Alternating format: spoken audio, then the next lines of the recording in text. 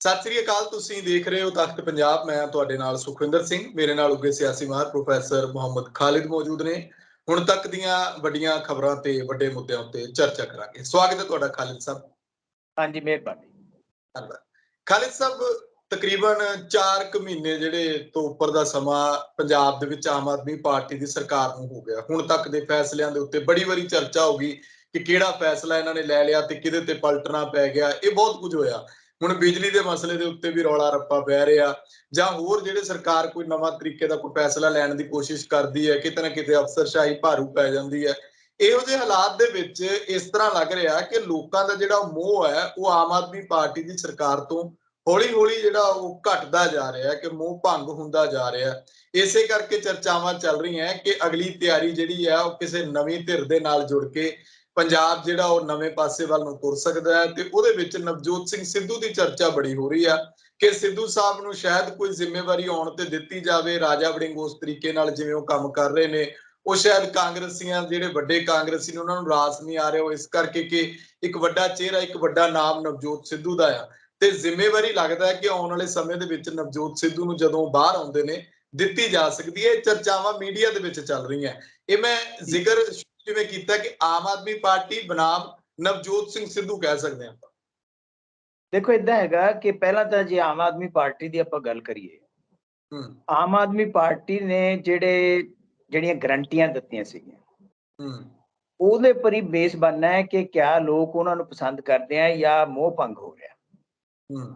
ਉਹਨਾਂ ਨੇ ਜਿਹੜਾ 300 ਯੂਨਿਟ ਬਿਜਲੀ ਦੀ ਗੱਲ ਕੀਤੀ ਸੀਗੀ, ਉਹਦੇ ਵਿੱਚ ਜਿਹੜੇ ਉਹ ਲਾਤੇ, ਉਹਨਾਂ ਨੇ ਕਈ ਤਰ੍ਹਾਂ ਦੇ ਅੰਕੁਸ਼ ਲਾਤੇ ਕਿ ਪੈਨਸ਼ਨਰਾਂ ਨੂੰ ਨਹੀਂ ਮਿਲਣੀ, ਜਾਂ ਜਿਹੜੇ ਇਨਕਮ ਟੈਕਸ ਦਿੰਦੇ ਆ ਉਹਨਾਂ ਨੂੰ ਨਹੀਂ ਮਿਲਣੀ, ਜਾਂ ਪਰਟੀਕੂਲਰ ਪ੍ਰੋਫੈਸ਼ਨ ਜਿਹੜੇ ਹੈਗੇ ਆ। ਉਹਦੇ ਨਾਲ ਇਹ ਹੈਗਾ, ਜਿਹੜਾ ਪਹਿਲਾਂ ਉਹਨਾਂ ਨੇ ਕਿਹਾ ਸੀਗਾ ਕਿ ਹਰ ਘਰ ਨੂੰ ਅਸੀਂ ਬਿਜਲੀ ਦੇਵਾਂਗੇ, ਉਹ ਤੋਂ ਸਮਝ ਲਓ ਮੁਨਕਰ ਹੋ ਗਏ ਆ। ਔਰ ਇਸੇ ਕਰਕੇ ਇਹ ਇੱਕ ਚਰਚਾ ਦਾ ਵਿਸ਼ਾ ਜਿਹੜਾ ਹੈਗਾ ਉਹ ਸੋਸ਼ਲ ਮੀਡੀਆ 'ਚ ਵੀ ਹੈ ਔਰ ਇਲੈਕਟ੍ਰੋਨਿਕ ਤੇ ਪ੍ਰਿੰਟ ਮੀਡੀਆ ਦੇ ਵਿੱਚ ਵੀ ਹੈ। ਤਾਂ ਉਹਦਾ ਜਵਾਬ ਜਿਹੜਾ ਹੈਗਾ, ਇਨੇ ਵੇ ਇਹ ਗੱਲ ਸਹੀ ਹੈ ਕਿ ਜਿਹੜੇ ਬੰਦੇ ਇਨਕਮ ਟੈਕਸ ਜਾਂ ਦੂਸਰਾ ਸੁਵਿਧਾਵਾਂ ਉਹਨਾਂ ਕੋਲ ਹੈਗੀਆਂ, ਉਹਨਾਂ ਨੂੰ ਕਾਹਦੀ 300 ਯੂਨਿਟ ਬਿਜਲੀ। ਲੇਕਿਨ ਜਦ ਤੁਸੀਂ ਵਾਅਦਾ ਕੀਤਾ ਹੈ ਤਾਂ ਉਹਦੇ ਮੁਤਾਬਕ ਹੋਣਾ ਚਾਹੀਦਾ ਸੀਗਾ, ਉਹ ਨਹੀਂ ਹੋਇਆ। ਦੂਸਰੀ ਜਿਹੜੀ ਚੀਜ਼ ਹੈਗੀ ਹੈ, ਤੁਸੀਂ ਦੇਖਿਆ ਹੋਣਾ ਹੈ ਕਿ 35,000 ਜਾਂ 30,000 ਮੁਲਾਜ਼ਮ ਜਿਹੜੇ ਪੱਕੇ ਕਰਨੇ ਆ, ਟੈਂਪਰੇਰੀ ਲੱਗੇ ਹੋਏ ਆ, ਉਹਦੇ ਵਿੱਚ ਹੁਣ ਰੀਸੈਂਟਲੀ ਉਹਨਾਂ ਨੇ ਕਿਹਾ ਕਿ ਅਸੀਂ ਗਵਰਨਰ ਦੇ ਥਰੂ, ਕਿਉਂਕਿ ਕਹਿੰਦੇ ਗਵਰਨਰ ਸਾਹਿਬ ਜਿਹੜੇ ਹੈਗੇ ਆ ਉਹ ਫਾਈਲਾਂ ਨਹੀਂ ਕੱਢ ਰਹੇ ਜਾਂ ਡਿਲੇ ਕਰ ਰਹੇ ਆ, ਜਾਂ ਉਹਨਾਂ ਨੂੰ ਖਦਸ਼ਾ ਹੈ ਕਿ ਸਾਡੀਆਂ ਜਿਹੜੀਆਂ ਸਕੀਮਾਂ ਉਹਨਾਂ ਨੂੰ ਸਕਟਲ ਕੀਤਾ ਜਾ ਸਕਦਾ ਗਵਰਨਰ ਵੱਲੋਂ। ਇਸ ਕਰਕੇ ਵੀ ਅਸੀਂ ਪੋਲਿਸੀ ਡਿਸੀਜ਼ਨ ਲਵਾਂਗੇ। ਉਹ ਕਦੋਂ ਲੈਣਗੇ ਤੇ ਉਹਦੇ ਬਾਰੇ ਹਜੇ ਕੋਈ ਐਡਾ ਉਹ ਨਹੀਂ ਹੈ। ਪੋਸਟਾਂ ਵੀ ਹਜੇ ਭਰੀਆਂ ਜਾ ਰਹੀਆਂ ਜਾਣੀਆਂ। ਇੱਕ ਦੂਸਰਾ ਹੈਗਾ ਮਹੱਲਾ ਕਲੀਨਿਕ ਦੀ ਗੱਲ। ਮਹੱਲਾ ਕਲੀਨਿਕ ਜਿਹੜਾ ਹੈਗਾ ਉਹਨਾਂ ਨੇ ਸਥਾਪਿਤ ਕਰਨੇ 117 ਔਰ 15 ਅਗਸਤ ਤੋਂ ਸ਼ੁਰੂਆਤ ਕਰਨੀ ਹੈ। ਉਹਦੇ ਵਿੱਚ ਵੀ ਹਜੇ ਦੇਖਣਾ ਹੈਗਾ ਕਿ ਮਹੱਲਾ ਕਲੀਨਿਕ ਇੱਕ ਪੈਰਲਲ ਹੋਏਗਾ, ਜਿਹੜੀਆਂ ਡਿਸਪੈਂਸਰੀਆਂ ਆਲਰੇਡੀ ਕੰਮ ਕਰ ਰਹੀਆਂ ਉਹਨਾਂ ਵਿੱਚ ਕਿਆ ਸਾਰਾ ਕੁਝ ਹੈ ਕਿ ਮਹੱਲਾ ਕਲੀਨਿਕਾਂ ਦੇ ਵਿੱਚ ਉਹਦੇ ਨਾਲੋਂ ਜ਼ਿਆਦਾ ਸੁਵਿਧਾਵਾਂ ਹੋਣਗੀਆਂ। ਉਸ ਬਾਰੇ ਹਜੇ ਇੰਨੀ ਕਲੈਰਿਟੀ ਨਹੀਂ ਹੈ। ਜਿਸ ਵੇਲੇ ਚੱਲਣਗੇ ਮਹੱਲਾ ਕਲੀਨਿਕ ਉਸ ਵੇਲੇ ਪਤਾ ਲੱਗੇਗਾ ਕਿ ਐਕਚੁਅਲ ਸ਼ਕਲ ਸੂਰਤ ਉਹਨਾਂ ਦੀ ਕੀ ਹੈ ਤੇ ਉਹਦੇ ਵਿੱਚ ਕੀ ਕੀ ਸੁਵਿਧਾਵਾਂ ਮਿਲਦੀਆਂ। ਕਿਆ ਉਹ ਸੁਵਿਧਾਵਾਂ ਜਿਹੜੀਆਂ ਸਰਕਾਰੀ ਹਸਪਤਾਲ ਜਾਂ ਡਿਸਪੈਂਸਰੀਆਂ ਉਹਨਾਂ ਨਾਲੋਂ ਵੱਧ ਕੇ ਹੈ ਜਾਂ ਕੀ ਹੈਗਾ। ਇਹ ਚੀਜ਼ਾਂ ਜਿਹੜੀਆਂ ਹੈਗੀਆਂ ਹਜੇ ਸਿਰਫ ਪਾਈਪਲਾਈਨ 'ਚ ਹੀ ਹੈ। ਦੇਖੋ ਸੁਖਵਿੰਦਰ ਜੀ, ਕਾਫੀ ਹੁਣ ਤੱਕ 4 ਮਹੀਨੇ ਹੋ ਗਏ ਸਰਕਾਰ ਨੂੰ, ਤਾਂ ਲੋਕਾਂ ਨੇ ਜ਼ਿਆਦਾ ਦੇਰ ਨਹੀਂ ਵੇਟ ਕਰਨੀ।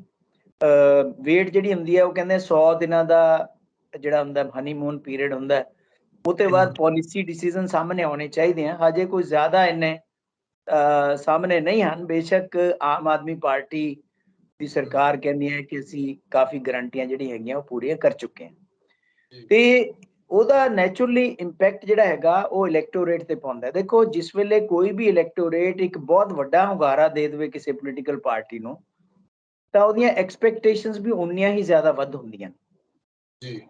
ਲੇਕਿਨ ਉਹ ਅਗਰ ਤੁਸੀਂ ਲੋਕਾਂ ਦੀ ਐਕਸਪੈਕਟੇਸ਼ਨ ਤੇ ਪੂਰਾ ਨਹੀਂ ਉਤਰਦੇ ਤਾਂ ਲੋਕ ਜਿਹੜੇ ਹੈਗੇ ਆ ਉਹ ਤੁਹਾਨੂੰ ਨਕਾਰਨਾ ਵੀ ਸ਼ੁਰੂ ਕਰ ਦਿੰਦੇ ਆ। ਆਪਾਂ ਸੰਗਰੂਰ ਦੀ ਬਾਈ ਇਲੈਕਸ਼ਨ ਦੇ ਵਿੱਚ ਦੇਖ ਹੀ ਚੁੱਕੇ ਆ, ਜਿੱਥੇ ਲੋਕਾਂ ਨੇ ਹੁੰਗਾਰਾ ਨਹੀਂ ਦਿੱਤਾ ਔਰ ਸਿਰਫ ਕੁਝ ਸਮੇਂ ਬਾਅਦ ਹੀ ਪਲਟਤੀ ਉੱਥੇ ਬਾਜ਼ੀ।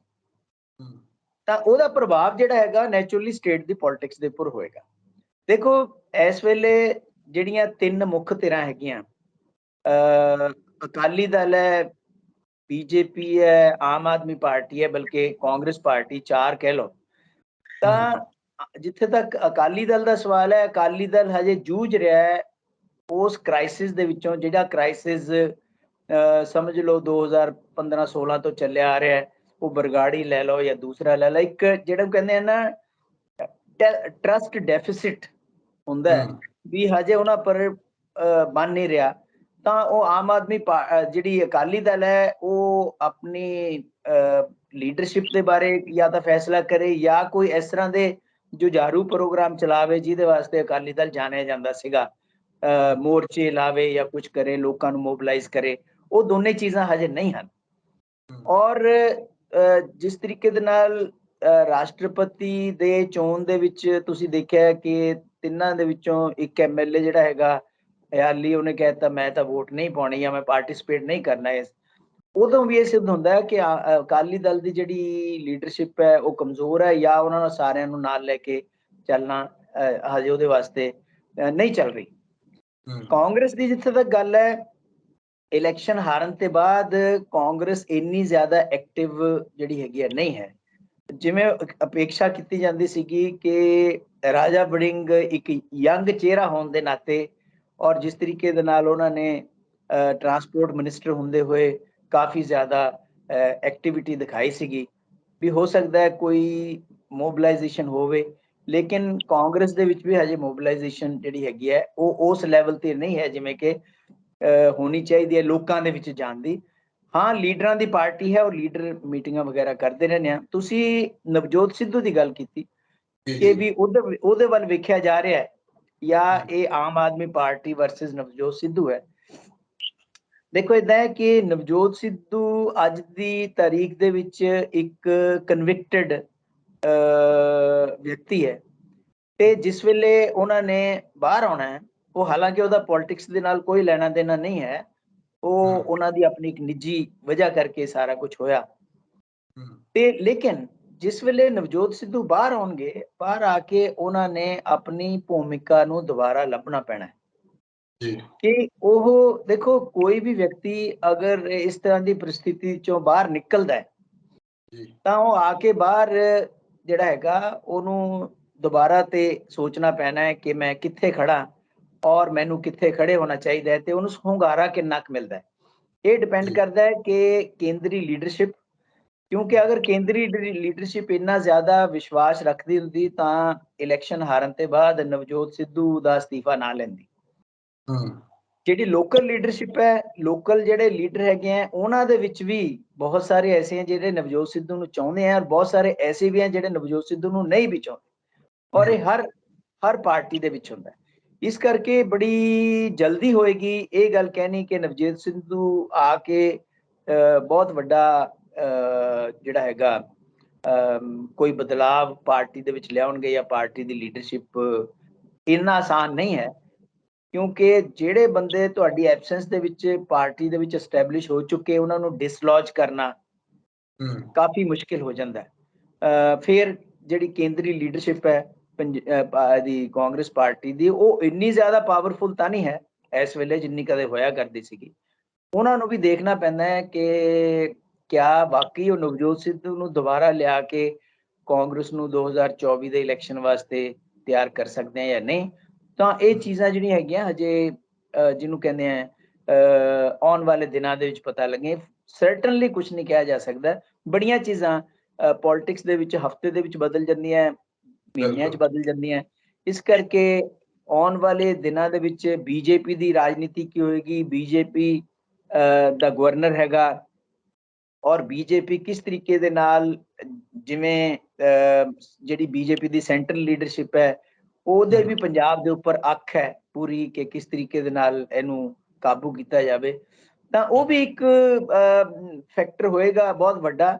ਤਾਂ ਦੇਖੋ ਸੁਖਵਿੰਦਰ ਜੀ ਕਿ ਨਵਜੋਤ ਸਿੱਧੂ ਦੇ ਬਾਹਰ ਆਉਣ ਤੇ ਬਾਅਦ ਆਮ ਆਦਮੀ ਪਾਰਟੀ ਨੂੰ ਥੋੜਾ ਜਿਹਾ ਹੋਰ ਲੋਕਾਂ ਵੱਲੋਂ ਸਮਾਂ ਦੇਣ ਤੇ ਬਾਅਦ ਜਾਂ ਆਮ ਆਦਮੀ ਪਾਰਟੀ ਦੀਆਂ ਜਿਹੜੀਆਂ ਫਲੈਗਸ਼ਿਪ ਪ੍ਰੋਗਰਾਮਸ ਹੈ ਉਹਨਾਂ ਨੂੰ ਜਿਸ ਵੇਲੇ ਜ਼ਮੀਨ ਤੇ ਉਤਾਰਿਆ ਜਾਏਗਾ ਉਹਦਾ ਐਕਸ਼ਨ ਤੇ ਰਿਐਕਸ਼ਨ ਉਹਦੇ ਬਾਰੇ ਲੋਕਾਂ ਦਾ, ਇਹ ਸਾਰੀਆਂ ਚੀਜ਼ਾਂ ਆਉਣ ਵਾਲੀ ਰਾਜਨੀਤੀ ਨੂੰ ਸਾਡੇ ਸਟੇਟ ਦੀ ਡਿਸਾਈਡ ਕਰਨਗੀਆਂ। ਜੀ ਇਹ ਵੀ ਜ਼ਰੂਰ ਆਪਾਂ ਕਹਿ ਸਕਦੇ ਹਾਂ ਕਿ 2024 ਦੀ ਤਿਆਰੀ ਜਿਸ ਤਰੀਕੇ ਨਾਲ ਉਹ ਹੁਣ ਤੋਂ ਹੀ ਸ਼ੁਰੂ ਆ, ਅਗਲੇ ਸਾਲ ਜਦੋਂ ਨਵਜੋਤ ਸਿੱਧੂ ਬਾਹਰ ਆਉਣਗੇ 2023 ਦੇ ਵਿੱਚ, ਤਾਂ ਸਮਾਂ ਜਿਹੜਾ ਲੋਕ ਸਭਾ ਚੋਣਾਂ ਦਾ ਬਹੁਤ ਘੱਟ ਰਹਿ ਜਾਣਾ ਤੇ ਉਹਦੀਆਂ ਤਿਆਰੀਆਂ ਲਈ ਜਿਹੜੀ ਉਹ ਪਾਰਟੀ ਉਸ ਤਰੀਕੇ ਨਾਲ ਕੰਮ ਕਰ ਰਹੀ ਹੈ। ਮੈਂ ਜਿਵੇਂ ਤੁਸੀਂ ਪ੍ਰੋਫੈਸਰ ਸਾਹਿਬ ਗੱਲ ਕਰ ਰਹੇ ਸੀ ਕਿ ਜਦੋਂ ਗੱਲ ਕੇਂਦਰ ਦੀ ਆਉਂਦੀ ਆ, ਮੋਦੀ ਸਾਹਿਬ ਤੇ ਅਰਵਿੰਦ ਕੇਜਰੀਵਾਲ ਦੋਨਾਂ ਦੀ ਇੱਕ ਦੂਜੇ ਦੇ ਨਾਲ ਸ਼ਬਦੀ ਤਕਰਾਰ ਕਹਿ ਲਓ ਜਾਂ ਇੱਕ ਸਿੱਧੇ ਵਾਰ ਹੁੰਦੇ ਨੇ, ਜਿਸ ਤਰੀਕੇ ਨਾਲ ਕੇਜਰੀਵਾਲ ਸਾਹਿਬ ਹਮਲਾਵਰ ਹੋ ਰਹੇ ਨੇ, ਇਹਨੂੰ ਕੀ ਸਮਝਿਆ ਜਾਵੇ? ਕਿਉਂਕਿ ਦੇਖੋ ਉਧਰ ਮਹਾਰਾਸ਼ਟਰ ਵਾਲੇ ਹਮਲਾਵਰ ਹੋਏ ਤਾਂ ਸਰਕਾਰਾਂ ਭੰਗ ਹੋ ਗਈਆਂ, ਉੱਥੇ ਕੀ ਹਸ਼ਰ ਹੋਇਆ। ਪੱਛਮੀ ਬੰਗਾਲ ਵਾਲੇ ਦੇਖ ਲਓ ਕਿ ਉੱਥੇ ਰਾਜਪਾਲ ਤੱਕ ਦੇ ਨਾਲ ਲੱਗੀ ਰਹੀ ਸਿੱਧੀ ਤਕਰਾਰ ਤੇ ਹੁਣ ਉਹਨਾਂ ਨੂੰ ਉਪ ਰਾਸ਼ਟਰਪਤੀ ਦੇ ਉਹਦੇ ਲਈ ਲਿਆਂਦਾ ਗਿਆ। ਪਰ ਉਹ ਸਾਰਾ ਕੁਝ ਹੈ, ਇਹੋ ਜਿਹਾ ਕੁਝ ਕੀ ਪੰਜਾਬ ਨੂੰ ਵੀ ਭੁਗਤਣਾ ਪੈ ਸਕਦਾ? ਕਿਉਂਕਿ ਕੇਜਰੀਵਾਲ ਸਾਹਿਬ ਜਿਹੜੇ ਨੇ ਉਹਨਾਂ ਦੀ ਅੱਖ ਹੈ ਪ੍ਰਧਾਨ ਮੰਤਰੀ ਦੀ ਕੁਰਸੀ ਤੇ ਪ੍ਰਧਾਨ ਮੰਤਰੀ ਸਾਹਿਬ ਕੋਈ ਨਾ ਕੋਈ ਤਾਂ ਚਾਰਾਜੋਈ ਕਰ ਰਹੇ ਹੋਣੇ ਕਿਸੇ ਨਾ ਕਿਸੇ ਢੰਗ ਦੇ ਨਾਲ। ਖਾਮਿਆਜ਼ਾ ਭਾਵੇਂ ਉਹਦਾ ਪੰਜਾਬ ਨੂੰ ਭੁਗਤਣਾ ਪਏ, ਭਾਵੇਂ ਪੰਜਾਬ ਦੀ ਆਮ ਆਦਮੀ ਪਾਰਟੀ ਨੂੰ ਭੁਗਤਣਾ ਪਏ, ਭਾਵੇਂ ਭਗਵੰਤ ਮਾਨ ਨੂੰ ਭੁਗਤਣਾ ਪਏ।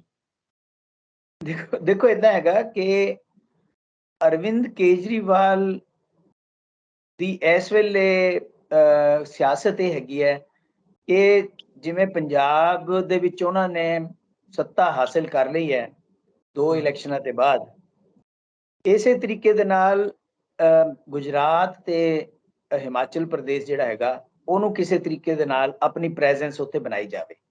ਹੋ ਸਕਦਾ 1 ਇਲੈਕਸ਼ਨ ਹਾਰਨ 2 ਹਾਰਨ, ਲੇਕਿਨ ਉਹ ਉਹਨਾਂ ਦੀ ਕੋਸ਼ਿਸ਼ ਇਹੀ ਹੈ, ਜਿਵੇਂ ਕਿ ਗੁਜਰਾਤ ਦੇ ਵਿੱਚ ਫ੍ਰੀ ਬਿਜਲੀ ਦੀ ਗੱਲ ਉੱਥੇ ਉਹਨਾਂ ਨੇ ਕਰਨੀ ਸ਼ੁਰੂ ਕੀਤੀ ਹੈ, ਹਿਮਾਚਲ ਦੇ ਵਿੱਚ ਵੀ ਉਸ ਤਰ੍ਹਾਂ ਦੀ ਗਰੰਟੀਆਂ ਦੀ ਗੱਲ ਵਗੈਰਾ ਕੀਤੀ ਹੈ ਤੇ ਉੱਥੇ ਜਿਸ ਤਰ੍ਹਾਂ ਦੇ ਰੋਡ ਸ਼ੋਅ ਕੀਤੇ ਆ ਔਰ ਭਗਵੰਤ ਮਾਨ ਵੀ ਉੱਥੇ ਲਿਜਾਏ ਜਾਂਦੇ ਆ ਕਿਉਂਕਿ ਉਹਨਾਂ ਨੂੰ ਕਿਹਾ ਜਾਂਦਾ ਦੇਖੋ ਪੰਜਾਬ 'ਚ ਅੱਜ ਸਾਡੀ ਸਰਕਾਰ ਹੈ, ਦਿੱਲੀ ਦੇ ਵਿੱਚ ਸਰਕਾਰ ਹੈ।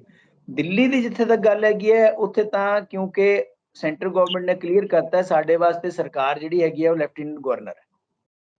ਲੈਫਟੀਨੈਂਟ ਗਵਰਨਰ ਉੱਥੇ ਕੋਈ ਨਹੀਂ ਚੱਲਣ ਦਿੰਦਾ, ਬਲਕਿ ਹੁਣ ਵੀ ਤੁਸੀਂ ਦੇਖਿਆ ਹੋਊਗਾ ਕਿ ਕਈ ਸਕੀਮਾਂ ਦੇ ਉੱਪਰ ਉਹਨਾਂ ਨੇ ਇਨਕੁਆਇਰੀਆਂ ਵਗੈਰਾ ਉਹ ਕਰਤੀਆਂ ਆਮ ਆਦਮੀ ਪਾਰਟੀ ਦੀਆਂ ਸਕੀਮਾਂ ਦੇ ਬਾਰੇ।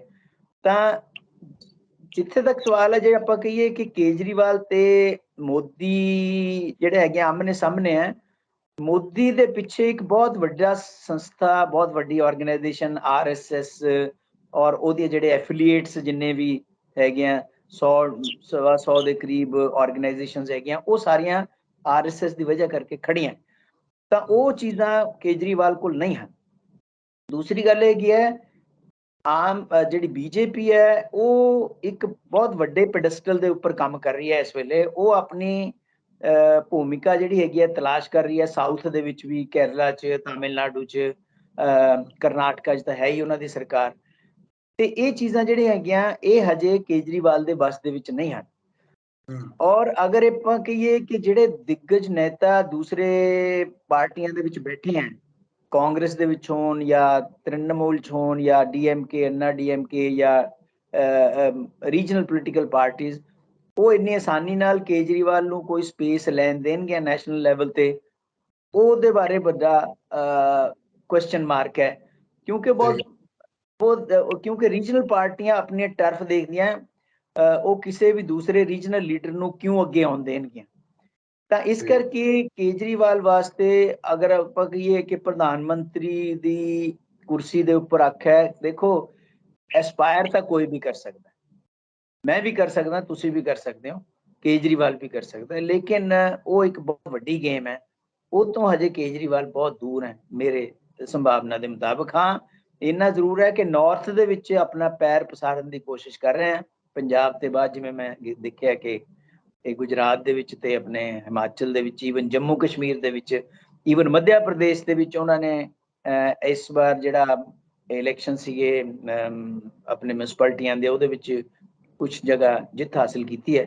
ਇਸ ਤਰ੍ਹਾਂ ਹੌਲੀ ਹੌਲੀ ਅੱਗੇ ਵਧਣ ਦੀ ਕੋਸ਼ਿਸ਼ ਕਰ ਰਹੇ ਹਾਂ। ਲੇਕਿਨ ਮੈਂ ਉਹੀ ਗੱਲ ਕਹਾਂਗਾ ਕਿ ਰਾਜਨੀਤੀ ਵਿੱਚ ਚੀਜ਼ਾਂ ਬੜੀ ਜਲਦੀ ਕਈ ਵਾਰ ਚੇਂਜ ਹੋ ਜਾਂਦੀਆਂ।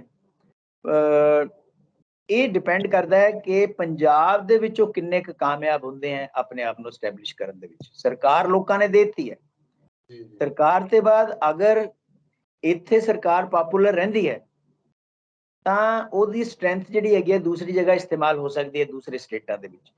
ਲੇਕਿਨ ਅਗਰ ਇੱਥੇ ਆਮ ਆਦਮੀ ਦੀ ਪਾਰਟੀ ਦੀ ਸਰਕਾਰ ਜਿਹੜੀ ਹੈਗੀ ਹੈ ਉਹ ਅਨਪਾਪੂਲਰ ਹੋ ਜਾਂਦੀ ਹੈ, ਲੋਕਾਂ ਦਾ ਜਿਵੇਂ ਕਿਹਾ ਮੋਹ ਭੰਗ ਹੋ ਗਿਆ, ਤਾਂ ਫਿਰ ਉਹਨਾਂ ਵਾਸਤੇ ਆਪਣੇ ਫਾਰਮੂਲੇ ਨੂੰ ਦੂਸਰੇ ਸਟੇਟਾਂ ਦੇ ਵਿੱਚ ਲੋਕਾਂ ਦੇ ਸਾਹਮਣੇ ਰੱਖਣਾ ਬੜਾ ਮੁਸ਼ਕਿਲ ਹੋ ਜਾਏਗਾ। ਤੇ ਇੱਕ ਹੋਰ ਗੱਲ, ਜਦੋਂ ਮੈਂ ਕੇਂਦਰ ਦੀ ਗੱਲ ਤੇ ਪੰਜਾਬ ਦੀ ਜਾਂ ਸੂਬੇ ਸਟੇਟਾਂ ਦੀ ਗੱਲ ਹੁੰਦੀ ਆ, ਚਰਚਾ ਚੱਲਦੀ ਹੈ ਕਿ ਕੇਂਦਰ ਦੇ ਨਾਲ ਮਿਲ ਕੇ ਚੱਲਣ। ਭਗਵੰਤ ਮਾਨ ਹੋਰੀ ਵੀ ਕਹਿੰਦੇ ਕਿ ਜਿਵੇਂ ਅਮਿਤ ਸ਼ਾਹ ਹੋਰਾਂ ਨੂੰ ਮਿਲ ਕੇ ਆਏ, ਪ੍ਰਧਾਨ ਮੰਤਰੀ ਸਾਹਿਬ ਨਾਲ ਮੁਲਾਕਾਤਾਂ ਹੁੰਦੀਆਂ ਰਹੀਆਂ, ਤਾਂ ਉਹ ਕਹਿੰਦੇ ਕਿ ਅਸੀਂ ਕੇਂਦਰ ਨਾਲ ਮਿਲ ਕੇ ਚੱਲਣਾ, ਭਾਵੇਂ ਉਹ ਸੁਰੱਖਿਆ ਦਾ ਮਸਲਾ ਹੋਵੇ, ਭਾਵੇਂ ਕੋਈ ਵੀ ਮਸਲਾ ਹੋਵੇ ਜਿਹਦੇ ਨਾਲ ਕੇਂਦਰ ਨਾਲ ਗੱਲਬਾਤ ਕਰਨੀ ਬਣਦੀ ਹੈ ਤੇ ਅਸੀਂ ਉਹਨਾਂ ਦਾ ਸਹਿਯੋਗ ਲਈਏ, ਤੇ ਉਹ ਉਸ ਪਾਸੇ ਵੱਲ ਦੀ ਗੱਲ ਕਰਦੇ ਨੇ। ਪਰ ਜਦੋਂ ਤੁਸੀਂ ਸੁਣਿਆ ਹੋਣਾ ਕਿ ਜਿਹੜੇ ਕੇਂਦਰੀ ਰੱਖਿਆ ਮੰਤਰੀ ਨੇ ਰਾਜਨਾਥ ਸਿੰਘ, ਉਹਨਾਂ ਦਾ ਬਿਆਨ ਸਾਹਮਣੇ ਆਉਂਦਾ ਹੈ ਕਿ ਚੀਨ ਦੇ ਵੱਲੋਂ ਆਪਣੀਆਂ ਕਾਰਵਾਈਆਂ ਉਵੇਂ ਹੀ ਜਾਰੀ ਨੇ, ਬਾਰਡਰ ਦੇ ਉੱਤੇ ਉਹ ਗੇੜੇ ਮਾਰ ਰਹੇ ਨੇ ਭਾਰਤ ਵਾਲੇ ਪਾਸੇ ਨੂੰ, ਲਾਈਨ ਆਫ ਕੰਟਰੋਲ ਤੇ, ਐਕਚੁਅਲ ਕੰਟਰੋਲ ਤੇ। ਤੇ ਉਹਨੂੰ ਲੈ ਕੇ ਜਦੋਂ ਆਪਾਂ ਪੰਜਾਬ ਵੱਲ ਦੇਖਦੇ ਆ ਕਿ ਪੰਜਾਬ ਵੀ ਬਾਰਡਰ ਸਟੇਟ ਆ, ਜਦੋਂ ਰੱਖਿਆ ਮੰਤਰੀ ਇਹ ਗੱਲ ਕਹਿੰਦੇ ਨੇ ਕਿ ਅਸੀਂ ਕਿਸੇ ਵੀ ਜੰਗ ਲਈ ਤਿਆਰ ਆ, ਜਾਂ ਉਹ ਕਹਿੰਦੇ ਨੇ ਕਿ ਭਾਰਤ ਹਰ ਜੰਗ ਜਿੱਤਣ ਦਾ ਮਾਦਾ ਰੱਖਦਾ, ਤਾਂ ਇਹ ਆਪਣੇ ਆਪ ਦੇ ਵਿੱਚ ਇੱਕ ਚਿੰਤਾ ਵੀ ਖੜੀ ਹੁੰਦੀ ਹੈ ਜਿਹੜੇ ਬਾਰਡਰ ਏਰੀਏ ਨੇ ਜਾਂ ਬਾਰਡਰ ਸਟੇਟਾਂ ਨੇ ਜਿਹੜੀਆਂ, ਉਹਨਾਂ ਦੇ ਵਿੱਚ ਖਾਸ ਕਰ ਪੰਜਾਬ ਦੀ ਵੀ ਗੱਲ ਉਦੋਂ ਹੁੰਦੀ ਹੈ ਕਿ 47 ਚ ਪੰਜਾਬ ਨੇ ਕੀ ਹਟਾਇਆ, ਜੰਗ ਲੱਗੀ ਸੀ ਤੇ ਪੰਜਾਬ ਦੇ ਟੋਟੇ ਹੋਏ, ਤੇ ਅੱਜ ਫੇਰ ਗੱਲ ਜਦੋਂ ਚੀਨ ਵੱਲੋਂ ਤੁਰਦੀ ਆ ਤਾਂ ਕਿਤੇ ਨਾ ਕਿਤੇ ਪੰਜਾਬ ਦੇ ਵਿੱਚੋਂ ਚਿੰਤਾ ਜ਼ਰੂਰ ਛਾਉਂਦੀ ਹੈ, ਕਿਉਂਕਿ ਪੰਜਾਬ ਤੋਂ ਵੱਡੀ ਗਿਣਤੀ ਦੇ ਵਿੱਚ ਫੌਜ ਦੇ ਵਿੱਚ ਜਿਹੜੇ ਜਵਾਨ ਨੇ। ਦੇਖੋ, ਦੋ ਚੀਜ਼ਾਂ ਤੁਸੀਂ ਗੱਲ ਕੀਤੀ ਹੈ। ਪਹਿਲੀ ਤਾਂ ਹੈਗੀ ਹੈ ਕੇਂਦਰ ਤੇ ਰਾਜਾਂ ਦੇ ਵਿੱਚ ਕੋਆਪਰੇਸ਼ਨ ਦੀ ਗੱਲ। ਪ੍ਰਾਈਮ ਮਿਨਿਸਟਰ ਮੋਦੀ ਵੀ ਕਹਿੰਦੇ ਆ ਕਿ ਜੀ ਕੋਆਪਰੇਟਿਵ ਫੈਡਰਲਿਜ਼ਮ ਬਣਾਉਣੀ ਹੈ, ਲੇਕਿਨ ਕੋਆਪਰੇਟਿਵ ਫੈਡਰਲਿਜ਼ਮ ਹੈ ਨਹੀਂ, ਇਹ ਸਮਝ ਲਓ ਜ਼ਬਰਦਸਤੀ ਦੀ ਫੈਡਰਲਿਜ਼ਮ ਹੈ। ਜਿਸ ਵੇਲੇ ਸੈਂਟਰ ਜਿਹੜਾ ਹੈਗਾ ਉਹ ਸਟੇਟਾਂ ਨੂੰ ਬਿਨਾਂ ਪੁੱਛੇ ਐਸੇ ਫੈਸਲੇ ਲੈਂਦੇ ਹੈ। ਤੁਸੀਂ ਨੋਟਬੰਦੀ ਦੀ ਗੱਲ ਲੈ ਲਓ, ਤੁਸੀਂ ਪੈਂਡੈਮਿਕ ਦੇ ਦਿਨਾਂ ਦੇ ਵਿੱਚ ਲੋਕਡਾਊਨਸ ਦੀ ਸਾਰੀ ਗੱਲ ਲੈ ਲਓ, ਉਹ ਸਾਰੇ ਫੈਸਲੇ ਜਿਹੜੇ ਹੈਗੇ ਆ ਕੇਂਦਰ ਨੇ ਬਿਨਾਂ ਸਟੇਟਾਂ ਨੂੰ ਕੌਨਫੀਡੈਂਸ ਦੇ ਵਿੱਚ ਲਿੱਤੇ ਗਏ ਸੀਗੇ। ਲੇਕਿਨ ਇਹ ਵੀ ਕੋਈ ਇਹਦੇ 'ਚ ਵੀ ਕੋਈ ਸ਼ੱਕ ਨਹੀਂ ਹੈ ਕਿ ਕੇਂਦਰ ਤੇ ਸਟੇਟ ਮਿਲ ਕੇ ਚੱਲਣਗੇ ਤਾਂ ਹੀ ਸਟੇਟਾਂ ਦੀਆਂ ਸਰਕਾਰਾਂ ਚੱਲ ਰਹੀਆਂ, ਕਿਉਂਕਿ ਕੇਂਦਰ ਕੋਲ ਪੈਸਾ ਵੀ ਹੈ, ਕੇਂਦਰ ਕੋਲ ਜਿਹੜਾ ਹੈਗਾ ਕਾਫੀ ਜ਼ਿਆਦਾ ਡੋਮੀਨੈਂਸ ਹੈ। ਔਰ ਖਾਸ ਤੌਰ ਪਰ ਜਦ ਆਪਾਂ ਦੇਖਦੇ ਹਾਂ ਕਿ ਸਟੇਟਾਂ ਦੇ ਵਿੱਚ ਜਿਹੜੀਆਂ ਰੀਜਨਲ ਗਵਰਨਮੈਂਟਸ ਹੈ, ਉਹ ਚਾਹੇ ਗ੍ਰਾਂਟ ਲੈਣੀ ਹੋਣ, ਚਾਹੇ ਫੰਡਸ ਲੈਣੇ ਹੋਣ, ਚਾਹੇ GST ਦਾ ਮਸਲਾ ਹੋਵੇ, ਉਹਨਾਂ ਨੇ ਕੇਂਦਰ ਵੱਲ ਹੀ ਦੇਖਣਾ। ਇਸ ਕਰਕੇ ਕੇਂਦਰ ਦੇ ਉੱਪਰ ਡਿਪੈਂਡੈਂਸ ਤਾਂ ਸਟੇਟਸ ਦੀ ਹੈ ਹੀ। ਔਰ ਜਿਸ ਤਰੀਕੇ ਦੇ ਨਾਲ ਫੈਡਰਲ ਢਾਂਚੇ ਨੂੰ ਢਾਹ ਲੱਗੀ ਹੈ ਪਿਛਲੇ ਕੁਝ ਸਾਲਾਂ ਦੇ ਵਿੱਚ, ਉਹ ਤੋਂ ਤਾਂ ਮਿਊਨਿਸਪੈਲਿਟੀਆਂ ਬਣ ਕੇ ਰਹਿ ਗਈਆਂ ਸਟੇਟ ਗਵਰਨਮੈਂਟਸ, ਤਾਂ ਸਟੇਟਸ ਗਵਰਨਮੈਂਟਸ ਨੂੰ ਕੇਂਦਰ ਨਾਲ ਤਾਂ ਰਲ ਕੇ ਚੱਲਣਾ ਹੀ ਪੈਣਾ। ਅਗਰ ਨਹੀਂ ਚੱਲਣਗੇ ਤਾਂ ਤੁਹਾਡੇ 20 ਤਰ੍ਹਾਂ ਦੀਆਂ ਪ੍ਰੋਬਲਮਸ ਜਿਹੜੀਆਂ ਹੈਗੀਆਂ ਖੜੀਆਂ ਕਰਦਾ ਹੈ ਕੇਂਦਰ। ਆਪਾਂ ਦੇਖਦੇ ਹਾਂ GST ਟਾਈਮ ਤੇ ਨਾ ਮਿਲਣਾ, ਜਾਂ ਤੁਸੀਂ ਇਹ ਦੇਖੋ ਗ੍ਰਾਂਟਾਂ ਨਾ ਮਿਲਣੀਆਂ, ਜਾਂ ਉਹਨਾਂ ਸਟੇਟਾਂ ਨੂੰ ਜ਼ਿਆਦਾ ਫੰਡਿੰਗ ਹੋਣੀ ਜਿਨ੍ਹਾਂ ਸਟੇਟਾਂ ਦੇ ਵਿੱਚ BJP ਦੀ ਸਰਕਾਰ ਹੈ। ਇਹ ਸਾਰੀਆਂ ਚੀਜ਼ਾਂ ਜਿਹੜੀਆਂ ਹੈਗੀਆਂ ਸੈਂਟਰ ਗਵਰਨਮੈਂਟ ਕਰੇਗੀ, ਕਿਉਂਕਿ ਕੇਂਦਰ ਵਿੱਚ ਉਹਨਾਂ ਕੋਲ ਪਾਵਰਾਂ ਹੈਗੀਆਂ। ਇਸ ਕਰਕੇ ਹੀ ਇਸੇ ਕੰਟੈਕਸਟ ਦੇ ਵਿੱਚ ਜਿੱਥੇ ਤੱਕ ਤਾਂ ਐਡਮਿਨਿਸਟ੍ਰੇਸ਼ਨ ਚਲਾਉਣ ਦਾ, ਸਰਕਾਰਾਂ ਚਲਾਉਣ ਦਾ ਮਸਲਾ ਹੈ, ਤਾਂ ਕੋਆਪਰੇਸ਼ਨ ਕਰਨੀ ਪਏਗੀ। ਪੋਲੀਟੀਕਲੀ ਤੁਸੀਂ ਇੱਕ ਦੂਸਰੇ ਦੇ ਅਗੇਂਸਟ ਹੋ ਸਕਦੇ ਆ। ਹੁਣ ਰੀਸੈਂਟਲੀ ਜਿਸ ਤਰੀਕੇ ਦੇ ਨਾਲ BJP ਨੇ ਆਪਣੀ ਨੈਸ਼ਨਲ ਐਗਜ਼ੈਕਟਿਵ ਹੈਦਰਾਬਾਦ 'ਚ ਕੀਤੀ, ਤੇ ਉਸ ਤੋਂ ਬਾਅਦ ਉੱਥੇ ਦੇ ਜਿਹੜੇ ਚੀਫ ਮਿਨਿਸਟਰ ਨੇ ਜਿਹੜੀਆਂ ਪ੍ਰੈਸ ਕਾਨਫਰੰਸਿਸ ਕੀਤੀਆਂ, ਉਹਨਾਂ ਨੂੰ BJP ਦੇ ਖਿਲਾਫ ਜਾਂ ਮੋਦੀ ਸਰਕਾਰ ਦੇ ਖਿਲਾਫ, ਉਹ ਆਪਾਂ ਸਾਰਿਆਂ ਨੂੰ ਪਤਾ ਹੈ ਉਹ ਇੱਕ ਕੌਨਫਲਿਕਟ ਹੈ। ਔਰ ਨਾਲ ਹੀ ਕੋਆਪਰੇਸ਼ਨ ਵੀ ਜ਼ਰੂਰੀ ਹੈ, ਇਸ ਤੇ ਬਿਨਾਂ ਸਟੇਟ ਗਵਰਨਮੈਂਟਾਂ ਨਹੀਂ ਚੱਲ ਸਕਦੀਆਂ। ਲੇਕਿਨ ਕੇਂਦਰ ਨੂੰ ਵੀ ਇਹ ਚੀਜ਼ ਦੇਖਣੀ ਪਏਗੀ ਕਿ ਸਟੇਟਸ ਨੂੰ ਉਹਨਾਂ ਦਾ ਬਣਦਾ ਹੱਕ ਤੇ ਉਹਨਾਂ ਦੀ ਬਣਦੀ ਸਪੇਸ ਜਿਹੜੀ ਹੈਗੀ ਹੈ, ਜਿਹੜੀ ਸਾਡੇ ਫੈਡਰਲ ਢਾਂਚੇ ਦੇ ਵਿੱਚ ਸੰਵਿਧਾਨ ਦਿੰਦਾ ਹੈ, ਉਹ ਦੇਣੀ ਚਾਹੀਦੀ ਹੈ। ਹੁਣ ਤੁਸੀਂ ਦੂਸਰੀ ਗੱਲ ਜਿਹੜੀ ਹੈਗੀ ਆ ਉਹ ਕੀਤੀ ਹੈਗੀ ਹੈ ਰਾਜਨਾਥ ਸਿੰਘ ਦੀ ਜਿਹੜਾ ਬਿਆਨ ਹੈ। ਇਨਫੈਕਟ ਗੱਲ ਇਹ ਹੈਗੀ ਹੈ ਕਿ ਪਿਛਲੇ 2 ਸਾਲ ਤੋਂ ਸਮਝ ਲਓ ਕਿ ਚੀਨ ਦੀਆਂ ਫੌਜਾਂ ਜਿਹੜੀਆਂ ਹੈਗੀਆਂ ਉਹ ਸਾਡੇ ਕਾਫੀ ਏਰੀਏ ਦੇ ਵਿੱਚ ਅੱਜ ਹੀ ਇੱਕ ਆਰਟੀਕਲ ਆਇਆ ਕਿਸੇ ਅਖਬਾਰ ਦੇ ਵਿੱਚ ਕਿ ਤਕਰੀਬਨ 1000 ਸਕੁਅਰ ਕਿਲੋਮੀਟਰ ਦਾ ਏਰੀਆ ਜਿਹੜਾ ਹੈਗਾ ਜਿੱਥੇ ਪਹਿਲਾਂ ਸਾਡੀਆਂ ਫੌਜਾਂ ਜਾ ਕੇ ਪੈਟਰੋਲਿੰਗ ਕਰਦੀਆਂ ਸੀਗੀਆਂ ਉਹ ਸਾਡੇ ਦਾਇਰੇ ਤੋਂ ਬਾਹਰ ਹੋ ਚੁੱਕੀਆਂ। ਔਰ ਇੱਕ ਚੀਜ਼ ਹੋਰ ਹੈ ਕਿ ਅਸੀਂ ਅੱਜ ਬਾਰਡਰ ਦੇ ਉੱਪਰ ਜਿਹੜਾ ਇਨਫਰਾਸਟ੍ਰਕਚਰ ਹੈ ਬਣਾਉਣ ਲੱਗੇ ਹਾਂ। ਚਾਈਨਾ ਬਹੁਤ ਦੇਰ ਤੋਂ ਬਾਰਡਰ ਡਿਵੈਲਪ ਕਰ ਰਿਹਾ ਹੈ, ਇਨਫਰਾਸਟ੍ਰਕਚਰ ਉੱਤੇ ਡਿਵੈਲਪ ਕਰ ਰਿਹਾ ਹੈ। ਔਰ ਚਾਈਨਾ ਜਿਹੜਾ ਹੈਗਾ ਉਹ ਇਹ ਵੀ ਪਤਾ ਲੱਗਿਆ ਹੈ ਕਿ ਪਾਕਿਸਤਾਨ ਦੇ ਨਾਲ ਵੀ ਕਈ ਬੰਕਰ ਬਣਾ ਰਿਹਾ ਹੈ ਔਰ ਪਾਕਿਸਤਾਨ ਦੇ ਨਾਲ ਕੋਆਪਰੇਸ਼ਨ ਉਹਨਾਂ ਦੀ ਹੈ ਹੀ ਸ਼ੁਰੂ ਤੋਂ ਹੀ ਹੈ, ਅੱਜ ਵੀ ਹੈ। ਤਾਂ ਇਸ ਸਿਚੁਏਸ਼ਨ ਦੇ ਵਿੱਚ ਸਾਨੂੰ ਇਹ ਦੇਖਣਾ ਪੈਣਾ ਹੈ ਜਿਹੜਾ ਕਿ ਪਿੱਛੇ ਵੀ ਫੌਜ ਵੱਲੋਂ ਇਹ ਗੱਲ ਕਹੀ ਸੀਗੀ ਕਿ ਸਾਨੂੰ ਅਗਰ ਪਾਕਿਸਤਾਨ ਤੇ ਚਾਈਨਾ ਨਾਲ ਇਕੱਠੇ ਨਜਿੱਠਣਾ ਪਵੇ ਤਾਂ ਉਹਦੀ ਤਿਆਰੀ ਸਾਡੀ ਹੈ। ਉਹਦੇ ਬਾਰੇ ਕਿਹਾ ਗਿਆ ਕਿ ਹਾਂ ਅਸੀਂ ਜਿਹੜੇ ਹੈਗੇ ਤਿਆਰ ਆ। ਬੇਸ਼ੱਕ ਤਿੰਨੇ ਜਿਹੜੇ ਹੈਗੇ ਨਿਊਕਲੀਅਰ ਪਾਵਰਸ ਹੈ, ਇਸ ਕਰਕੇ ਜੰਗ ਜਿਹੜਾ ਹੈਗਾ ਉਹ ਇੱਕ ਬੜੀ ਰਿਮੋਟ ਪੋਸੀਬਿਲਿਟੀ ਹੈ। ਨਿਊਕਲੀਅਰ ਸਟੇਟਸ ਦੇ ਵਿੱਚ ਜੇ ਜੰਗ ਹੋਵੇ ਉਹਦਾ ਬਿਲਕੁਲ ਡਿਫਰੈਂਟ ਕਿਸਮ ਦਾ ਹੋਏਗਾ। ਜਿਹੜੀਆਂ ਨਿਊਕਲੀਅਰ ਪਾਵਰਸ ਹੈ ਇੱਕ ਦੂਸਰੇ ਨੂੰ ਡੈਟਰੈਂਸ ਕ੍ਰੀਏਟ ਕਰਦੀਆਂ, ਇੱਕ ਦੂਸਰੇ ਨੂੰ ਡਰਾ ਕੇ ਕਿ ਵੀ ਸਾਡੇ ਕੋਲ ਵੀ ਐਟਮ ਬੰਬ ਹੈ। ਇਸ ਸਿਚੁਏਸ਼ਨ ਦੇ ਵਿੱਚ ਅਗਰ ਆਪਾਂ ਦੇਖੀਏ ਤੇ ਚਾਈਨਾ ਜਿਹੜਾ ਹੈਗਾ ਉਹ ਕਿਸੇ ਵੀ ਤਰੀਕੇ ਦੇ ਨਾਲ ਪਿੱਛੇ ਹਟਣ ਵਾਸਤੇ ਤਿਆਰ ਨਹੀਂ ਹੈ। ਤਾਂ ਨੈਚੁਰਲੀ ਸਾਨੂੰ ਆਪਣੀ ਤਿਆਰੀ ਰੱਖਣੀ ਪੈਣੀ ਹੈ।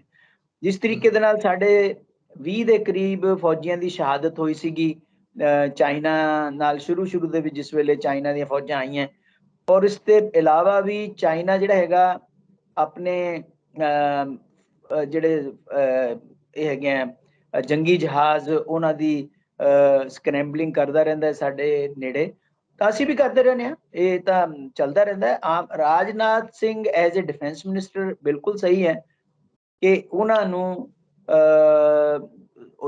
ਦੇਸ਼ ਦੀ ਤਿਆਰੀ ਹੋਣੀ ਚਾਹੀਦੀ ਹੈ। ਅਗਰ ਕਿਸੇ ਤਰ੍ਹਾਂ ਦੀ ਵੀ ਕੋਈ ਕੱਲ ਨੂੰ ਜੰਗ ਦਾ ਖਦਸ਼ਾ ਹੁੰਦਾ ਹੈ ਚਾਈਨਾ ਦੇ ਨਾਲ ਜਾਂ ਪਾਕਿਸਤਾਨ ਦੇ ਨਾਲ ਜਾਂ ਦੋਨਾਂ ਨਾਲ ਇਕੱਠੇ, ਤਾਂ ਉਹਦੇ ਵਾਸਤੇ ਤਿਆਰੀ ਹੈ। ਔਰ ਫੌਜ ਕਹਿੰਦੀ ਹੈ ਸਾਡੀ ਤਿਆਰੀ ਹੈ। ਲੇਕਿਨ ਸਾਨੂੰ ਨਾਲ ਇਹ ਵੀ ਦੇਖਣਾ ਪਏਗਾ ਕਿ ਜਿਹੜੀ ਅਗਨੀਪਥ ਸਕੀਮ ਆਈ ਹੈ ਨਵੀਂ, ਜਾਂ ਸਾਡਾ ਜਿਹੜਾ ਹੈਗਾ ਇਨਫਰਾਸਟ੍ਰਕਚਰ ਹੈ, ਫੌਜ ਦਾ ਇਨਫਰਾਸਟ੍ਰਕਚਰ ਹੈ, ਫੌਜ ਨੂੰ ਫੰਡਸ ਦੀ ਐਲੋਕੇਸ਼ਨ ਹੈ, ਉਹ ਵੀ ਪ੍ਰੋਪਰ ਰੱਖਣੀ ਪਏਗੀ ਤਾਂ ਕਿ latest technology, state of the art ਜਿਹੜੀ ਹੈਗੀਆਂ ਆਰਮਾਮੈਂਟਸ ਵਗੈਰਾ ਉਹ ਸਾਰੇ ਫੌਜ ਤੱਕ ਪਹੁੰਚਾਏ ਜਾਣ।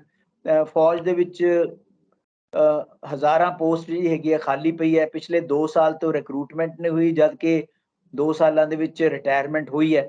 ਇਹ ਸਾਰੀਆਂ ਚੀਜ਼ਾਂ, ਇਹ ਇੱਕ ਬਹੁਤ ਲੰਬਾ ਚੌੜਾ ਵਿਸ਼ਾ ਹੈਗਾ ਜਿਹਦੇ ਪਰ ਇੱਕ ਸੈਪਰੇਟ ਡਿਬੇਟ ਹੋ ਸਕਦੀ ਹੈ, ਡਿਸਕਸ਼ਨ ਹੋ ਸਕਦੀ ਹੈ ਇਹਦੇ ਬਾਰੇ। ਹਾਂ, ਪੰਜਾਬ ਦੀ ਜਦ ਤੁਸੀਂ ਗੱਲ ਕਰਦੇ ਹੋ ਤਾਂ ਪੰਜਾਬ ਨੇ ਹਮੇਸ਼ਾ ਹੀ ਜਿਹਨੂੰ ਕਹਿੰਦੇ ਆ ਕਾਫੀ ਮੁਸ਼ਕਲਾਂ ਦਾ ਸਾਹਮਣਾ ਕੀਤਾ ਹੈ। ਜਿਵੇਂ ਕਿ ਆਪਾਂ 1947 ਦੀ ਗੱਲ ਕਰੀਏ, ਪੰਜਾਬ ਵੰਡਿਆ ਗਿਆ ਸੀਗਾ। ਬੇਸਿਕਲੀ ਅਗਰ ਕੋਈ ਬੰਦਾ ਤਾਮਿਲਨਾਡੂ ਜਾਂ ਕੇਰਲਾ 'ਚ ਬੈਠਾ ਹੈ ਉਹਨੂੰ ਇਸ ਚੀਜ਼ ਦਾ ਇੰਨਾ ਅਹਿਸਾਸ ਨਹੀਂ ਹੋਏਗਾ ਜਿੰਨਾ ਪੰਜਾਬੀਆਂ ਨੂੰ ਅਹਿਸਾਸ ਹੈ ਕਿ ਇਸ ਵੰਡ ਦਾ ਮਤਲਬ ਕੀ ਥਾ। ਦੂਸਰੇ ਬੰਦੇ ਰਾਜਨੀਤੀ ਕਰ ਸਕਦੇ ਆ, ਸਾਡੀਆਂ ਇਮੋਸ਼ਨ, ਸਾਡੇ ਭਾਵਨਾਵਾਂ, ਸਾਡਾ ਵਿਰਸਾ, ਸਾਡਾ ਕਲਚਰ, ਸਾਡੀ ਲੈਂਗੁਏਜ, ਹਰ ਚੀਜ਼ ਡਿਵਾਈਡ ਹੋਈ ਉਸ ਡਿਵੀਜ਼ਨ ਦੇ ਨਾਲ। ਉਹਦਾ ਜਿਹੜਾ ਹੈਗਾ ਪੰਜਾਬੀਆਂ ਨੇ ਭੁਗਤਿਆ ਔਰ ਅੱਜ ਤੱਕ ਆਪਾਂ ਭੁਗਤ ਰਹੇ ਹਾਂ। ਔਰ ਉਹਦੇ ਵਿੱਚ ਇੱਕ ਕੋਆਪਰੇਸ਼ਨ ਵੀ ਹੈ, ਜਿਵੇਂ ਕਿ ਹੁਣ ਰੀਸੈਂਟਲੀ ਤੁਸੀਂ ਦੇਖਿਆ ਹੈ ਕਿ ਮੂਸੇਵਾਲਾ ਤੇ ਇੱਕ ਹੋਰ ਆਪਣੇ ਸੁਰਜੀਤ ਪਾਤਰ ਨੂੰ ਜਿਹੜੇ ਉੱਥੇ ਵਾਰਿਸ ਸ਼ਾਹ ਇੰਟਰਨੈਸ਼ਨਲ ਅਵਾਰਡ ਉਹਨਾਂ ਨੇ ਘੋਸ਼ਿਤ ਕੀਤਾ ਹੈ। ਉਹਦੇ ਨਾਲ ਇੱਕ ਕੋਆਪਰੇਸ਼ਨ ਵੀ ਹੈ। ਬਾਕੀ ਵੀ ਇੰਟੈਲੈਕਚੁਅਲ ਲੈਵਲ ਤੇ ਚੱਲਦਾ ਰਹਿੰਦਾ ਹੈ ਦੋਨਾਂ ਪੰਜਾਬਾਂ ਦੇ ਵਿੱਚ, ਪੰਜਾਬ ਪਾਕਿਸਤਾਨੀ ਪੰਜਾਬ ਤੇ ਇੰਡੀਅਨ ਪੰਜਾਬ ਦੇ ਵਿੱਚ। ਲੇਕਿਨ ਅਗਰ ਜੰਗ ਹੁੰਦੀ ਹੈ ਔਰ ਪੰਜਾਬ ਦੇ ਕਿਉਂਕਿ ਕਾਫੀ ਬੱਚੇ ਜਿਹੜੇ ਹੈਗੇ ਆ ਫੌਜ ਦੇ ਵਿੱਚ ਨੌਕਰੀ ਕਰਦੇ ਆ, ਤਾਂ ਨੈਚੁਰਲੀ ਸਾਨੂੰ as a front line state ਸਾਨੂੰ ਉਹਦਾ ਜ਼ਿਆਦਾ ਉਹਦੇ ਵਾਸਤੇ ਤਿਆਰੀ ਕਰਨੀ ਪਏਗੀ। ਔਰ ਅਸੀਂ ਕਿਉਂਕਿ ਸਾਡੀ ਧਰਤੀ ਨੇ ਇਸਤੇਮਾਲ ਹੋਣਾ ਉਹਦੇ ਵਿੱਚ ਫਸਲਾਂ ਵੀ ਕੱਟੀਆਂ ਜਾਂਦੀਆਂ। ਅਗਰ ਇਸ ਤਰ੍ਹਾਂ ਦੀ ਗੱਲ ਕੋਈ ਹੁੰਦੀ ਹੈ ਉਹਨਾਂ ਦਾ ਵੀ ਨੁਕਸਾਨ ਹੁੰਦਾ ਹੈ, ਬੰਦਿਆਂ ਦਾ ਵੀ ਨੁਕਸਾਨ ਹੁੰਦਾ ਹੈ। ਉਹ ਸਾਰੀਆਂ ਚੀਜ਼ਾਂ ਹੈ। ਤਾਂ ਜਿਹੜੇ ਰਾਜਨੀਤ ਸਿੰਘ ਦਾ ਮੈਂ ਬਿਆਨ ਪੜ੍ਹਿਆ ਸੀਗਾ ਸਾਨੂੰ ਹਮੇਸ਼ਾ ਤਿਆਰ ਰਹਿਣਾ ਪਏਗਾ ਇਸ ਸਿਚੁਏਸ਼ਨ ਦੇ ਵਿੱਚ, ਜਿਸ ਵੇਲੇ ਸਟ੍ਰੈਟਜੀਕਲੀ ਸਾਨੂੰ ਐਕਸਟਰਨਲ ਥ੍ਰੈਟ ਹੈਗੇ ਆ, ਬਾਹਰੋਂ ਥ੍ਰੈਟ ਹੈਗੇ ਆ, ਚਾਈਨਾ ਤੋਂ ਵੀ ਤੇ ਪਾਕਿਸਤਾਨ ਤੋਂ ਵੀ। ਜੀ, ਗੱਲ ਫਿਰ ਪ੍ਰੋਫੈਸਰ ਸਾਹਿਬ ਇਸੇ ਸਵਾਲ ਤੇ ਆਉਂਦੀ ਆ ਕਿ ਜਦੋਂ ਰਾਜਨਾਥ ਸਿੰਘ ਇਹ ਗੱਲ ਕਹਿੰਦੇ ਨੇ ਕਿ ਜੰਗ ਜਦੋਂ ਮਰਜ਼ੀ ਲੱਗ ਜੇ, ਜੇ ਲੱਗਦੀ ਹੈ ਤਾਂ ਭਾਰਤ ਜਿੱਤੇਗਾ, ਪਰ ਜਿਹੋ ਜਿਹੇ ਹਾਲਾਤ ਭਾਰਤ ਦੇ ਵਿੱਚ ਬਣੇ ਹੋਏ ਨੇ, ਸਾਡੇ ਅੰਦਰ ਇੱਥੇ ਅੰਦਰੂਨੀ ਖਾਨਾ ਜੰਗੀ ਕਹਿ ਲਓ, ਅੰਦਰੂਨੀ ਜੰਗ ਛਿੜੀ ਹੋਈ ਹੈ, ਕਦੇ ਕੋਈ ਮੁਸਲਿਮ ਦਾ ਮੁੱਦਾ ਚੁੱਕ ਲੈਂਦਾ, ਕਦੇ ਕੋਈ ਭਗਤ ਸਿੰਘ ਦਾ ਮੁੱਦਾ ਚੁੱਕ ਲੈਂਦਾ, ਕਦੇ ਕੋਈ ਹਿੰਦੂਤਵਾ ਦਾ ਮੁੱਦਾ ਚੁੱਕ ਲੈਂਦਾ, ਉਹਨੂੰ ਹਿੰਦੂਆਂ ਦੇ ਨਾਲ ਜੋੜ ਦਿੱਤਾ ਜਾਂਦਾ। ਮਤਲਬ ਕਿ ਏਦਾਂ ਕਹਿ ਲਓ ਕਿ ਮੀਡੀਆ ਦਾ ਇੱਕ ਧੜਾ ਵੀ ਇਹੋ ਜਿਹੀਆਂ ਖਬਰਾਂ ਨੂੰ ਕਹਿ ਲਓ ਕਿ ਉਹਨਾਂ ਨੂੰ ਹਵਾ ਦੇ ਦਿੰਦਾ ਹੈ ਕਿ ਤੁਸੀਂ ਭਾਰਤ ਦੇ ਵਿੱਚ ਇੱਕ ਤਰੀਕੇ ਦਾ ਉਹੋ ਜਿਹਾ ਮਾਹੌਲ ਪੈਦਾ ਕਰ ਦਿਓ, ਸਹਿਮ ਦਾ ਮਾਹੌਲ ਪੈਦਾ ਕਰ ਦਿਓ, ਜਾਂ ਲੋਕਾਂ ਦੇ ਵਿੱਚ ਖਾਨਾ ਜੰਗੀ ਵਰਗਾ ਮਾਹੌਲ ਪੈਦਾ ਕਰ ਦਿਓ, ਜਿਹਦੇ ਨਾਲ ਤੁਸੀਂ ਬਾਹਰ ਮੁਲਕਾਂ ਨਾਲ ਲੜਨ, ਹੋਰ ਸਟੇਟਾਂ ਨਾਲ ਜਾਂ ਕਹਿ ਲਓ ਕਿ ਗੁਆਂਢੀਆਂ ਨਾਲ ਜੇ ਤੁਹਾਡੀ ਜੰਗ ਲੱਗਦੀ ਹੈ, ਉੱਥੇ ਲੜਨ ਦੀ ਬਜਾਏ ਪਹਿਲਾਂ ਆਪਣੇ ਅੰਦਰ ਦੀ ਜੰਗ ਨੂੰ ਨਜਿੱਠਣਾ ਚਾਹੀਦਾ। ਦੇਖੋ ਏਦਾਂ ਹੈਗਾ ਸੁਖਵਿੰਦਰ ਜੀ, ਤੁਸੀਂ ਇਹ ਬਹੁਤ ਹੀ ਇੰਪੋਰਟੈਂਟ ਗੱਲ ਕੀਤੀ ਹੈ। ਗੱਲ ਇਹ ਹੈਗੀ ਹੈ ਕਿ ਇੱਕ ਤਾਂ ਜਿਹੜੀ ਦੇਸ਼ ਦੀ ਸਿਕਿਉਰਿਟੀ ਹੁੰਦੀ ਹੈ, ਜਿਹਨੂੰ ਕਹਿੰਦੇ ਆ ਮਿਲਟਰੀ ਸਿਕਿਉਰਿਟੀ, ਉਹ ਤਾਂ ਫੌਜ ਨੇ ਬਾਰਡਰਾਂ ਦੇ ਉੱਪਰ ਕਰਨੀ ਹੈ। ਲੇਕਿਨ ਅੱਜ ਕੱਲ ਅਸੀਂ ਬੱਚਿਆਂ ਨੂੰ ਦੱਸਦੇ ਹਾਂ ਜਿਹਨੂੰ ਕਹਿੰਦੇ ਆ ਕੰਪਰੀਹੈਂਸਿਵ ਸਿਕਿਉਰਿਟੀ। ਕੰਪਰੀਹੈਂਸਿਵ ਸਿਕਿਉਰਿਟੀ ਦਾ ਮਤਲਬ ਹੈ ਸਿਕਿਉਰਿਟੀ ਐਜ਼ ਏ ਹੋਲ। ਉਹਦੇ ਵਿੱਚ ਪਤਾ ਕੀ ਹੈ, ਸਾਈਬਰ ਸਿਕਿਉਰਿਟੀ ਹੈ ਫॉर ਐਗਜ਼ਾਮਪਲ, ਬਹੁਤ ਹੀ ਇੰਪੋਰਟੈਂਟ ਹੈ। ਇਸੇ ਤਰੀਕੇ ਦੇ ਨਾਲ ਅਗਰ ਦੇਸ਼ ਦੇ ਅੰਦਰ ਕਿਸੇ ਤਰ੍ਹਾਂ ਦੇ ਲੜਾਈ ਝਗੜੇ ਹੈ, ਉਹ ਜਿਹੜੇ ਹੈਗੇ ਆ ਦੇਸ਼ ਦੀ ਸਿਕਿਉਰਿਟੀ ਨੂੰ ਕਮਜ਼ੋਰ ਕਰਦੇ ਹੈ। ਕਿਉਂਕਿ ਕੋਈ ਵੀ ਦੇਸ਼ ਜਦ ਹੀ ਲੜ ਸਕਦਾ ਹੈ ਜਿਸ ਵੇਲੇ ਇੰਟਰਨਲੀ ਉਹ ਮਜ਼ਬੂਤ ਹੈ ਔਰ ਸਾਰੇ ਘਟਕ ਦਲ ਜਿਹੜੇ ਹੈਗੇ ਆ, ਸਾਰੀਆਂ ਕਮਿਊਨਿਟੀਜ਼, ਸਾਰੀਆਂ ਫੋਰਸਿਸ ਜਿਹੜੇ ਹੈਗੀਆਂ ਇਕੱਠੀਆਂ ਹੋਣ। ਫੌਜ ਨੇ ਤਾਂ ਬਾਰਡਰ ਤੇ ਲੜਨਾ ਹੀ ਲੜਨਾ। ਤੁਸੀਂ ਯੂਕਰੇਨ ਦੇ ਦੇਖ ਲਓ, ਇੱਕ ਪਾਸੇ ਰਸ਼ੀਆ ਦਾ ਮਿਲਟਰੀ ਮਾਈਟ ਹੈ, ਰਸ਼ੀਆ ਜਿਹੜੀ ਕਿ ਵਰਲਡ ਦੀ ਸੁਪਰ ਪਾਵਰ ਹੈ, ਦੂਸਰੇ ਪਾਸੇ ਯੂਕਰੇਨ ਦੇ ਲੋਕਾਂ ਦਾ ਰਿਜ਼ੋਲਵ ਹੈ।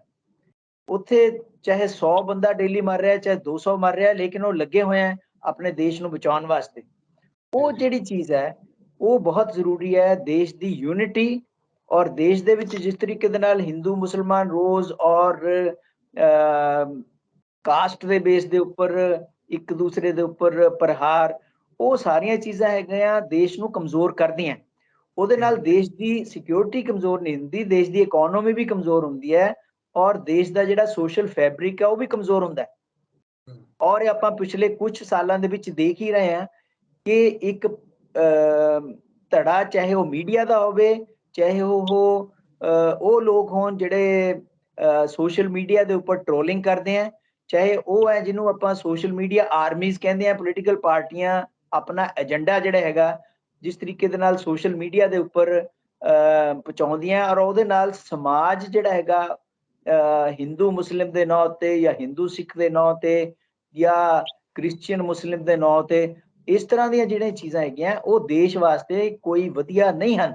ਇਸੇ ਕਰਕੇ ਆਪਾਂ ਦੇਖਦੇ ਹਾਂ ਅਸੀਂ ਡੈਮੋਕ੍ਰੇਸੀ ਇੰਡੈਕਸ ਦੇ ਵਿੱਚ ਵੀ ਨੀਚੇ ਜਾ ਰਹੇ ਹਾਂ, ਆਪਾਂ ਹਿਊਮਨ ਰਾਈਟਸ ਇੰਡੈਕਸ ਤੇ ਵੀ ਨੀਚੇ ਜਾ ਰਹੇ ਹਾਂ, ਆਪਾਂ ਹੋਰ ਬਹੁਤ ਸਾਰੇ ਐਸੇ ਇੰਡੀਕੇਟਰਸ ਹੈਗੇ ਆ ਜਿਹਦੇ ਵਿੱਚ ਇੰਟਰਨੈਸ਼ਨਲ ਲੈਵਲ ਤੇ ਸਾਨੂੰ ਕੋਈ ਭਰਮਾ ਹੁੰਗਾਰਾ ਨਹੀਂ ਮਿਲ ਰਿਹਾ। ਉਹਦੀ ਵਜ੍ਹਾ ਮੇਨ ਇਹੀ ਹੈਗੀ ਹੈ ਕਿ ਅਸੀਂ ਆਪਣੇ ਆਪ ਨੂੰ ਇੰਟਰਨਲੀ ਮਜ਼ਬੂਤ ਨਹੀਂ ਰੱਖ ਰਹੇ। ਕਿਸੇ ਵੀ ਇੱਕ ਕਮਿਊਨਿਟੀ ਨੂੰ ਸੁਖਵਿੰਦਰ ਜੀ, ਕਿਸੇ ਵੀ ਇੱਕ ਕਮਿਊਨਿਟੀ ਨੂੰ ਲਾਂਭੇ ਕਰਕੇ, ਸਾਈਡ ਤੇ ਕਰਕੇ ਤੁਸੀਂ ਦੇਸ਼ ਦਾ ਵਿਕਾਸ ਨਹੀਂ ਕਰ ਸਕਦੇ। ਸਾਰਿਆਂ ਨੂੰ ਇਕੱਠੇ ਮਿਲ ਕੇ ਚੱਲਣਾ ਪਏਗਾ। ਤੁਸੀਂ ਅਗਰ ਕਹਿੰਦੇ ਹੋ ਕਿ सबका साथ सबका विकास है तो दिखाई भी देना चाहिए। ਇਹ ਨਹੀਂ ਹੈ ਕਿ सबका साथ ਤਾਂ ਹੈ ਲੇਕਿਨ ਤੁਹਾਡੀ 15% ਜਾਂ 14% ਜਿਹੜੀ ਪਾਪੂਲੇਸ਼ਨ ਹੈ ਉਹਦੇ ਵਿੱਚੋਂ ਇੱਕ ਵੀ MP ਤੁਹਾਡੀ ਰਾਜ ਸਭਾ ਦਾ ਲੋਕ ਸਭਾ ਦਾ ਮੈਂਬਰ ਨਾ ਹੋਵੇ। ਇਹ ਦੱਸਦਾ ਹੈ ਕਿ ਤੁਹਾਡਾ सबका ਸਾਥ ਹੈ ਜਾਂ ਨਹੀਂ ਹੈ। ਇਹ ਚੀਜ਼ਾਂ ਜਿਹੜੀਆਂ ਹੈਗੀਆਂ ਇਹ ਸਿਰਫ ਨਾਅਰੇਬਾਜ਼ੀ ਨਹੀਂ ਹੈ ਬਲਕਿ ਗਰਾਊਂਡ ਦੇ ਉੱਪਰ ਦਿਖਣੀਆਂ ਵੀ ਚਾਹੀਦੀਆਂ, ਔਰ ਜਨਤਾ ਵੀ ਦੇਖ ਰਹੀ ਹੈ, ਪੂਰੀ ਵਰਲਡ ਵੀ ਦੇਖ ਰਹੀ ਹੈ।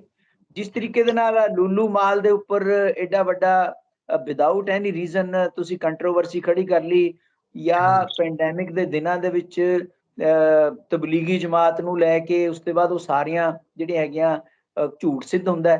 ਇਹ ਸਾਰੀਆਂ ਚੀਜ਼ਾਂ ਦੇਸ਼ ਨੂੰ ਕੋਈ ਸਟਰੈਂਥਨ ਜਾਂ ਮਜ਼ਬੂਤ ਨਹੀਂ ਕਰ ਰਹੀਆਂ। ਅਗਰ ਦੇਸ਼ ਇਸ ਤਰ੍ਹਾਂ ਦਾ ਮਜ਼ਬੂਤੀ ਨਹੀਂ ਹੋਏਗੀ ਤਾਂ ਸਾਡੀ ਜਿਹੜੀ ਕੰਪਰੀਹੈਂਸਿਵ ਸਿਕਿਉਰਿਟੀ ਹੈ ਉਹਦੇ ਵਾਸਤੇ ਵੱਡਾ ਖਤਰਾ ਹੈ। ਔਰ ਇਸ ਚੀਜ਼ ਨੂੰ ਵੀ ਰਾਜਨਾਥ ਸਿੰਘ ਨੂੰ ਜਾਂ ਦੇਸ਼ ਦੀ ਸਰਕਾਰ ਨੂੰ, ਸੈਂਟਰ ਗਵਰਨਮੈਂਟ ਨੂੰ ਖਾਸ ਤੌਰ ਤੇ ਇਸ ਚੀਜ਼ ਨੂੰ ਵੀ ਸੋਚਣਾ ਚਾਹੀਦਾ ਹੈ। ਔਰ ਇਹਦੇ ਬਿਨਾ ਤੁਸੀਂ ਅੱਗੇ ਨਹੀਂ ਵੱਧ ਸਕਦੇ। ਜੀ, ਸ਼ੁਕਰੀਆ ਖਾਲਿਦ ਸਾਹਿਬ, ਧੰਨਵਾਦ ਤੁਹਾਡਾ। ਧੰਨਵਾਦ ਜੀ, ਬਹੁਤ ਬਹੁਤ। ਸੋ ਮੇਰੇ ਨਾਲ ਮੌਜੂਦ ਸਨ ਕਿ ਸਿਆਸੀ ਮਾਹਰ ਪ੍ਰੋਫੈਸਰ ਮੁਹੰਮਦ ਖਾਲਿਦ। ਹੁਣ ਤੱਕ ਦੀਆਂ ਵੱਡੀਆਂ ਖਬਰਾਂ ਤੇ ਵੱਡੇ ਮੁੱਦਿਆਂ ਉੱਤੇ ਗੱਲ ਕੀਤੀ ਹੈ। ਮੁੱਕਦੀ ਗੱਲ ਇਹ ਆ ਕਿ ਏਕਤਾ ਬਣਾ ਕੇ ਰੱਖਣੀ ਜ਼ਰੂਰੀ ਹੈ। ਜੇ ਕਿਤੇ ਅਸੀਂ ਸਿਆਸਤਦਾਨਾਂ ਤੋਂ ਮੁਕਤ ਹੋ ਕੇ ਆਪੋ ਆਪਣੇ ਥਾਂ ਦੇ ਉੱਤੇ ਬਹਿ ਕੇ ਸੋਚੀਏ ਤਾਂ ਸਾਨੂੰ ਸਭ ਸਮਝ ਆਏਗਾ ਕਿ ਕਿਸ ਢੰਗ ਦੇ ਨਾਲ ਸਿਆਸਤਦਾਨ ਤੁਹਾਨੂੰ ਸਾਨੂੰ ਸਭ ਨੂੰ ਉਲਝਾਉਂਦੇ ਨੇ, ਹਿੰਦੂ, ਸਿੱਖ, ਮੁਸਲਿਮ ਜਾਂ ਹੋਰ ਮੁੱਦਿਆਂ ਦੇ ਵਿੱਚ ਉਲਝਾ ਕੇ ਆਪਣੀ ਸਿਆਸੀ ਰੋਟੀਆਂ ਸੇਕਦੇ ਨੇ। ਇਸ ਕਰਕੇ ਗੁਰੇਜ਼ ਕਰੋ ਤੇ ਏਕਤਾ ਬਣਾ ਕੇ ਉਹਨਾਂ ਹਾਲਾਤਾਂ ਦੇ ਨਾਲ ਨਜਿੱਠਣ ਦੀ ਕੋਸ਼ਿਸ਼ ਕਰੋ ਜਿਹੜੇ ਤੁਹਾਡੇ ਅੱਗੇ ਪੈਦਾ ਕਰ ਦਿੱਤੇ ਜਾਂਦੇ ਨੇ। ਤੁਸੀਂ ਆਪਣੇ ਵਿਚਾਰ ਕਮੈਂਟ ਜ਼ਰੂਰ ਕਰਿਓ। ਤਖਤ ਪੰਜਾਬ ਨੂੰ ਸਬਸਕ੍ਰਾਈਬ ਕਰੋ, ਫੇਸਬੁੱਕ ਤੇ ਫੋਲੋ ਕਰੋ। ਮੈਨੂੰ ਇਜਾਜ਼ਤ ਦਿਓ। ਧੰਨਵਾਦ।